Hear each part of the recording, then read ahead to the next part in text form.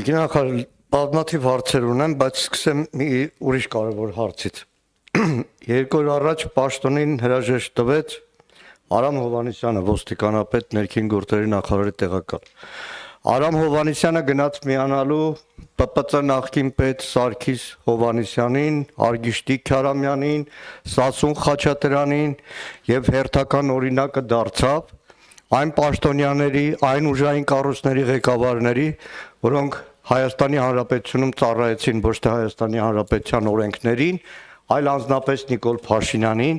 եւ հերթական անգամ դարձավ այն օրինակը, ինչպես ազգային ժողովում լսումների ժամանակ եմ ասել, այդ պաշտոնյաներին պրոպկի պես ամեն օր հանելու են։ Հիմա հարցս հետեւյալն է. հարցնում եմ որպես Պաշտպանության անվտանգության մշտական հանձնաժողովի անդամ։ Ինչ պատճառով է աշխատանքի ծառայությունից ազատվել Հայաստանի Հանրապետության ներքին գործերի նախարարի տեղակալ ոստիկանապետ գեներալ-մայոր Արամ Հովհաննիսյանը, վստահ եմ դուք որպես նախարար տեղյակ կլինեք եւ պարտավոր եք հանձնաժողովի անդամներին նաեւ տեղեկացնել պատճառը, արդյոք ճիշտ են մամուլում եղած են տեղեկությունները,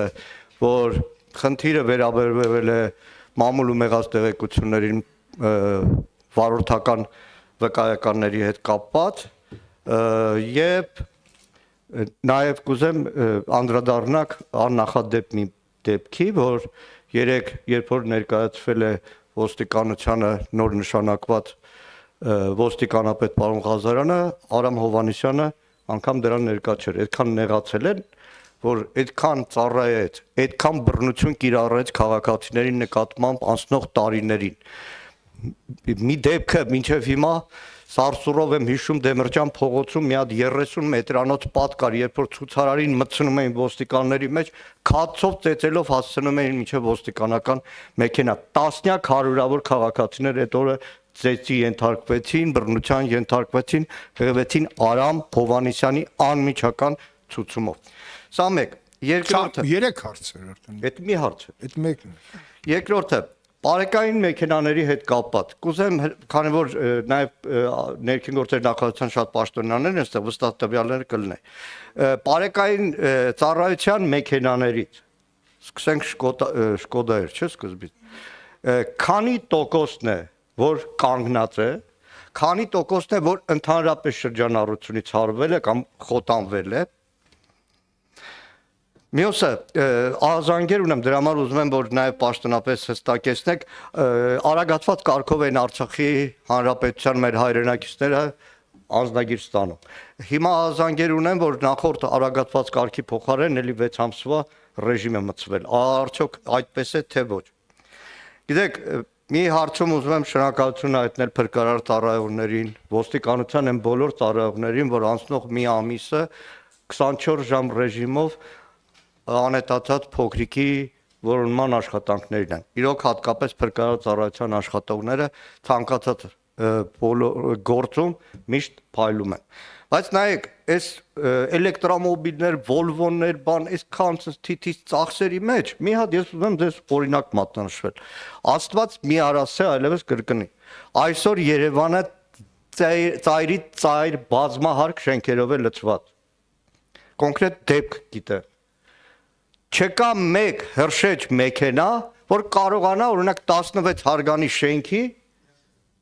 չկա, դեպք 16 հարգանի շենքի վերին հարկացնի։ Այսքան այդ Volvo-ների ծախսերի մեջ լավ հնարավոր չէ ձեռք բերել մեկ հրշեջ մեքենա վերջինը ամեն անգամ այդ հարցնում եմ վերջը ներքին գործերի նախարարությունը ավտոբուսներ ձեռք բերեց կամ պետ գույքից փոխանցեցի հաջան Էլի հարցեր կան։ Լավ, այսքանը։ Շնորհակալություն նախ պարոն Մանուկյան բազմաշերտ հարցերի համար, որովհետև նախարարության գրեթե բոլոր ոլորտներին անդրադարձակ որպես այդպիսին։ Անդրադառնամ առաջին հարցադրմանը։ Պարոն Մանուկյան, նախ թույլ տվեք չհամաձայնել այն դիտարկման հետ, որ Հայաստանի Հանրապետությունում կա որևէ պաշտոնատար անձ, որը ծառայում է անձին, այլ ոչ օրենքին եւ կոնկրետ պաշտոնից բխող լիազորությունից բխող գործողություններ է կատարում։ Սա առաջինը։ Եվ ոստիկանության պետը, որը նաև համատեղում է իմ տեղակալի պաշտոնը, այդ պաշտոնատար անձանցից մեկն է, որը որ կատարում է իր պաշտոնից բխող հստակ գործառույթներ։ Ցանկացած դեպքում, եթե պաշտոնատար անձը կատարում է որևէ խախտում կամ, չգիտեմ, կա առերևույթ որևէ խախտման հանգամանք, որը կարող է մտահոգության տեղիք տալ, դա պիտի քննարկվի իրավաչափ process-ի շրջանակներում, որը որ կարող է լինել վարչական վարույթը, կարող է լինել կարգապահական պատասխանատվության սխեման եւ կարող է լինել քրեական վարույթը առհասարակ։ Հիմա ինչ վերաբերում է պարոն Հովհաննիսյանին, ասեմ, որ ներքին գործերի նախարարությունում իմ նշանակումից հետո կադրային տարբեր փոփոխություններ են եղել եւ կարծում եմ կադրային փոփոխությունները շատ բնական են եւ որևէ արհեստական բան կադրային փոփոխությունների մեջ չկա։ Եվ կադրային փոփոխությունները գալիս են ինչ որտեղ նաև օգնելու, որ մենք նոր հայացքով, նոր մոտեցմամբ նայենք այն հարցերին, որոնց որ տարիներ շարունակ կարող ենք մեկ այլ հայացքով նայել բնականորեն։ Եվ ոստիկանապետի փոփոխությունը հենց այս տրամաբանական մոտեցման շրջանակներում է, որ կարիք կար ունենալու կադրային փոփոխություն, որը որ կօգներ ոստիկանության ոլորտի բարեփոխումները ել ավելի թարմ աչքով նայելու, ել ավելի արդյունավետ մեթոդներով իրականացնելու եւ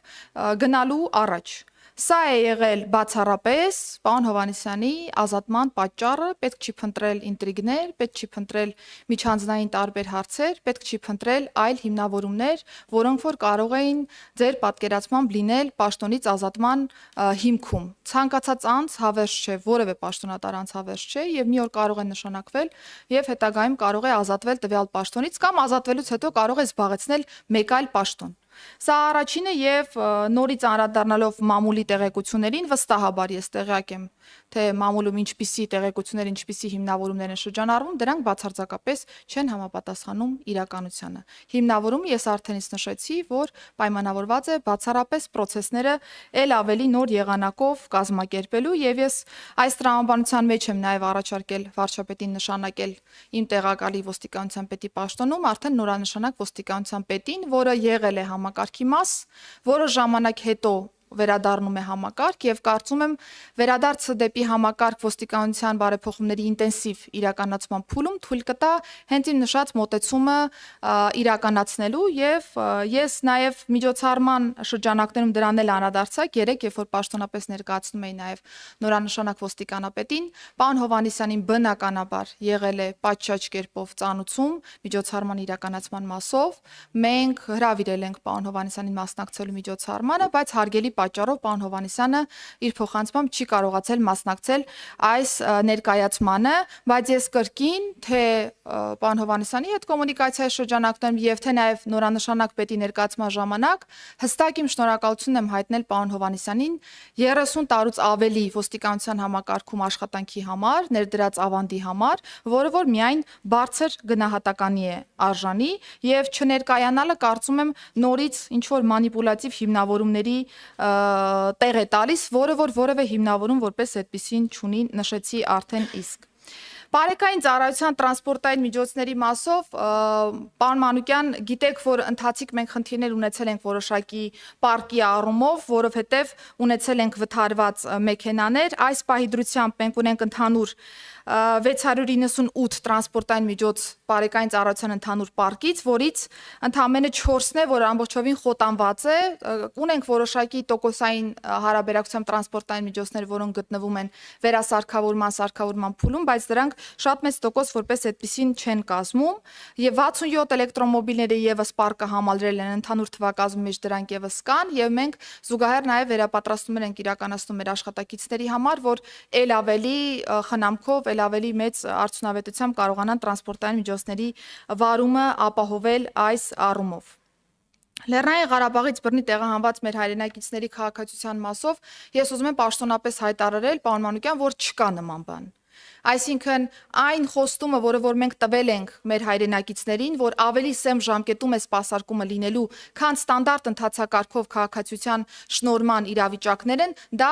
միանշանակ պահպանվում է։ Կարող են լինել տեխնիկական հարցեր, ստուգողական որոշակի process-ներ, որոնք հատուկեն դեպքերում կարող են ժամկետային որոշակի հարցեր առաջացնել, բայց սկզբունքային առումով մեզ մոտ ոչ մի բան չի փոխվել, եւ եթե կան մտահոգվող քաղաքացիներ, որոնք իրականում ունեն նմանատիպ տվյալներ, խնդրում եմ անպայմանորեն են դա փոխանցել ինձ, ասեմ նույնիսկ որ ծավալը հաշվի առնելով եւ նաեւ մեր հայրենակիցներին ավելի ընդառաջ գնալու տրամաբանության մեջ շրջիկ գրասենյակները ընդունում են միայն Լեռնային Ղարաբաղից բռնի տեղահանված մեր հայրենակիցների քաղաքացիության շնորհման դիմումներ, այսինքն սա եւս խողովակ է, որ բացի ստանդարտ ստատիկ սպասարկման գրասենյակներից շրջիկ ծառայությունները եւս կարողանան ընդունել այս դիմումները։ Փրկարար ծառայության գույքի մասով ես ասեմ, որ այս պայդրությամբ էլ բյուջեով ունենք նախատեսված համապատասխան միջոցներ, որոնք որ մեզ թույլ պիտի տան գնել մի քանի արդեն հրշեջ փրկարարական մեքենաներ փրկարար ծառայության համար, այս տարվա բյուջեի մեջ արդենից նախատեսված է, ասեմ, որ ուղղակի բարդ է ընթանում նմանատիպ հատուկ տեխնիկայի ձեռքբերումը, որովհետև շատ հաճախ շուկան չի սպասարկում նմանատիպ մրցույթները Հայաստանի Հանրապետության կտրվածքով եւ մի շարք արդեն օտարերկրյա մատակարարներ են, որ հետաքրքրված են այս մրցույթներում, բայց ունենում են ժամկետների խնդիրներ, ունենում ենք նաև որոշակի process-ների խնդիրներ, բայց եւս մի անգամ հայտարարել ենք մրցույթը, որպեսզի կարողանանք առաջիկայում նոր գույք ձեռք բերել։ Հաջորդ տարվա պետական բյուջեի շրջանակներում եւս հայտ ներկայացնելու ենք նոր հրշեջ փրկարարական գույքի ձևավորման եւ նաև ունենք Եվրոպական միության գործընկերներից նախնական համաձայնություն, որ այս տարի կմեկնարկենք գնման գործընթաց 10 հրշեջ փրկարարական մեքենաների նաև իրենց օժանդակությամբ։ Նախար կոնկրետ մեքենայի մասն էր հարցնում, ինչքան հասկացա։ Դե գույքի մասով էր հարցում պարոն Մանուկյան։ Կոնկրետ։ Մեր նոր ձեռք բերելիք հրշեջ փրկարարական գույքը պիտի կարողանա հենց ձեր ասած մտահոգությունն արդեն փարատի պարոն Մանուկյան, բայց ասեմ, որ երբ որ մենք նաև տարբեր հրշեջ փրկարարական մեքենաների տեխնիկական առաջադրանքներ ենք նայում, չկա ինչ որ անծայրածիր սանդուղքներով կամ հնարավորություններ հրշեջ փրկարարական մեքենաներ։ Կա ավելի շատ քաղաքաշինական նաև ստանդարտի փոփոխման մոտեցում, երբ որ շենքերը այնպես են կառուցվում, որ միջհարկային տրամաբանության մեջ ունենում ենք զոնաներ, որոնք որ թույլ են տալիս փրկարարական աշխատանքն ավելի ճիշտ կազմակերպել եւ այսպես շարունակամ հարկերի սահմանափակման հետ կապված որոշակի մոտեցումներ կան եւ այսպես շարունակ, այսինքն մենք երկու ուղղությամբ էլ դիտարկում ենք, գնենք արդիական թարմ հրշեջ փրկարարական մեքենաներ, որոնք ավելի արդյունավետ կկարողանան սպասարկել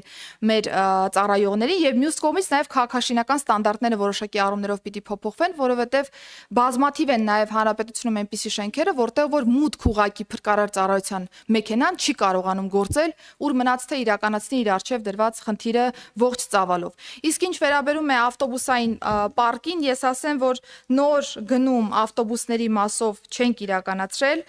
պարոն Մանուկյան, ունենք պետական գույքի